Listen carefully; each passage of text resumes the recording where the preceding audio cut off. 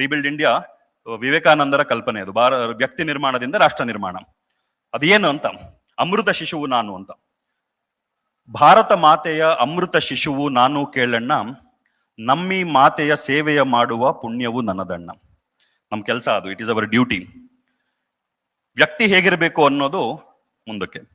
ಚಾರಿತ್ರ್ಯದಲ್ಲಿ ಎಂದೂ ಕುಗ್ಗದ ವಜ್ರದ ಗುಣವಣ್ಣ, ವ್ಯಕ್ತಿತ್ವದಲ್ಲಿ ಎಲ್ಲರ ಬೆರೆಯುವ ಸಂತನ ಮನವಣ್ಣ. ಸಾಮರ್ಥ್ಯದಲ್ಲಿ ವಿಶ್ವವ ಗೆಲ್ಲುವ ಶಕ್ತನು ನಾನಣ್ಣ, ರಾಷ್ಟ್ರೋನ್ನತಿಯ ಸಂಕಲ್ಪವು ನನ್ನ ರಕ್ತದ ಕಣವಣ್ಣ. ವ್ಯಕ್ತಿ ಹೇಗಿರ್ಬೇಕು ಅಂತ, ಮಾಡ್ಬೇಕಾಗಿರೋ ಕೆಲಸ ಏನು? ಧರ್ಮ ಜಾಗೃತಿ ಮನ ಮನದಲ್ಲಿ ಬಿತ್ತುವ ಗುರಿಯಣ್ಣ, ರಾಷ್ಟ್ರಭಕ್ತಿಯೇ ನನ್ನೀ ಜೀವದ ಉಸಿರು ಹೌದಣ್ಣ. ಸನಾತನದ ಏಕತೆ ವಿಶ್ವಶಾಂತಿಯ ನಿಶ್ಚಯ ಕಾಣಣ್ಣ, ಸನಾತನದ ಏಕತೆನೇ ವಿಶ್ವಶಾಂತಿಗೆ ಗ್ಯಾರಂಟಿ. ಎಲ್ಲಿವರೆಗೂ ಸನಾತನದ ಏಕತೆ ಆಗೋದಿಲ್ವೋ ಅಲ್ಲಿವರೆಗೂ ವಿಶ್ವಶಾಂತಿ ಇರೋದಿಲ್ಲ. ಮಿಕ್ಕಿದ್ದೆಲ್ಲ peace peace peace peace peace peace peace. ನಮ್ಮನ್ನ ಬಿಟ್ರೆ ಮಿಕ್ಕಿದವರೆಲ್ಲ ಶತ್ರುಗಳು ಅಂತ ನೋಡುವಂತ ಇಡೀ ವೈಚಾರಿಕತೆ ಇರುವಂತ ಭೂಮಿಯಲ್ಲಿ ಸನಾತನದ ಏಕತೆನೇ ವಿಶ್ವಶಾಂತಿಗೆ ಗ್ಯಾರಂಟಿ.